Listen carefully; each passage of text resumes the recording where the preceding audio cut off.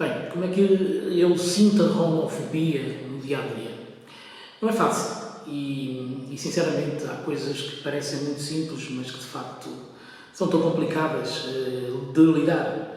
Uma delas é quando vou aos supermercados e, claro, constantemente tenho o segurança a perseguir-nos e é uma coisa que nos deixa tão tristes. E não é pelo facto de eu ser licenciado ou já ter sido autarca na minha cidade que, no fundo, as pessoas não deixam de nos perseguir.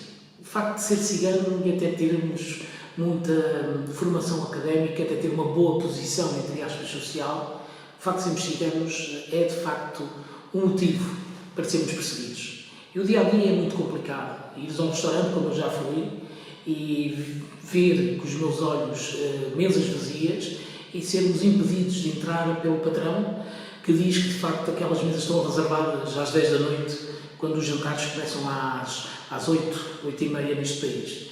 É tudo muito complicado. É difícil mesmo viver e ser alvo da homofobia todos os dias na sociedade.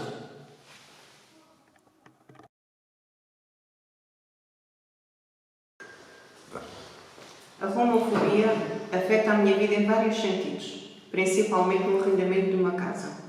Aconteceu numa situação onde eu aluguei uma casa, tinha contrato assinado. No outro dia fui à casa onde tinha alugado para ir buscar a chave do apartamento. A senhora, por algumas pessoas, descobriu que eu era cigana e fez a questão de rasgar o contrato na cara e dizer que a casa já estava alugada. Como poderia estar uma casa alugada se eu já tinha assinado um contrato?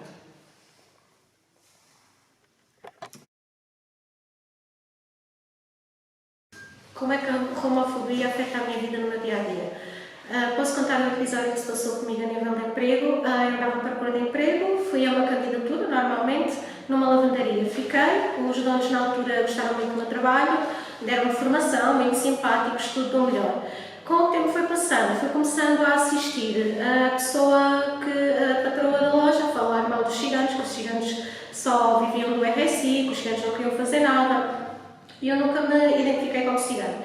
Primeiro porque eu não tenho o que fazer e depois também com o tempo eu comecei a ficar com medo que fosse despedida por esse assunto. Eu trabalhava diretamente também com o público, com a caixa, e isso começou-me a afetar imenso a nível psicológico também. Com esta situação toda comecei-me a sentir muito mal porque estava a trabalhar clandestinamente, não estava a ser eu e estava a sentir que estava também a desrespeitar um bocadinho a pessoa que eu sou e a questão da minha etnia. Então apresentei a minha carta de demissão, dei os 15 dias, que são legalmente, que tem que se dar. No último dia entreguei a farda, expliquei que era cigana, mas eles não conseguiram perceber o meu lado e ainda tiveram uma fala preconceituosa e disseram: não, nós não somos racistas porque até empregamos brasileiros, e com isto despedi-me e saí por esse facto.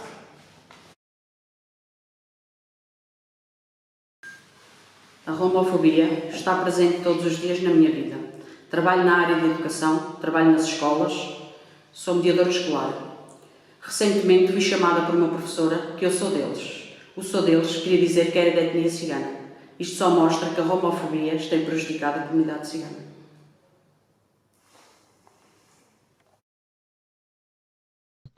A discriminação que a comunidade roma é alvo. A homofobia é em si um fenómeno social complexo. Se manifesta através da atribuição abusiva de características negativas e estereotipadas e discursos preconceituosos e discriminatórios. Na última década, com o crescimento dos partidos nacionalistas e de extrema-direita, há um aumento da hostilidade relativamente aos Roma, em diversos Estados-membros da União Europeia, que assume habitualmente a forma de discursos de incitamento ao ódio e ataques. Há na Europa o antagonismo contra os grupos Roma, que impede que se olhe para eles como seres humanos. Lembram-se do caso de Maria, a menina Roma, encontrada num acampamento cigano na Grécia? Não é uma criança desaparecida ou raptada. Ela é filha biológica do casal de ciganos búlgaros Sasha e Atanas Rusev. Os testes de ADN provaram-no. E são casos como estes, que amplificados desta forma pelos mídia, que podem servir de acelerador para os movimentos de extrema-direita pegarem no lado negativo desta exclusão e criarem bodes expiatórios, como já aconteceu no passado. Uma parte considerável dos 10 a 12 milhões de Roma da Europa vive em condições de extrema marginalização. tanto em zonas urbanas como rurais, bem como em condições socioeconómicas muito desfavoráveis. A discriminação, a exclusão social e a segregação que os ciganos sofrem reforçam-se mutuamente. Os Roma têm não só um acesso reduzido ao ensino de qualidade, dificuldades de integração no mercado de trabalho e, por conseguinte, baixos níveis de rendimento, como também uma saúde precária que está na origem das taxas de mortalidade elevadas e da esperança de vida mais baixas do que a da restante população. A nível educativo, os estudos indicam que um largo número de Roma não conclui o seu percurso escolar. Há ainda um grande número de analfabetismo. O absentismo e o insucesso escolar têm predominado. Em alguns países da Europa, uma boa parte dos alunos Roma são segregados em turmas étnicas ou são direcionados para plataformas alternativas de educação, que têm como principal objetivo afastar os Roma e assim permitir o funcionamento regular das outras turmas dos não-Roma. Na área da habitação, os Romas têm enormes dificuldades em aceder à habitação.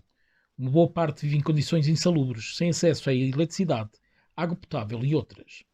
Em Portugal, em comparação com outras pessoas não Roma, 30% dos Roma vivem em condições habitacionais degradantes, vivem em barracas ou tendas e sem acesso à energia ou água. Quando têm acesso à habitação, são empurrados para bairros sociais nas periferias das cidades e onde muitas vezes são segregados e alvos de constante vigilância policial.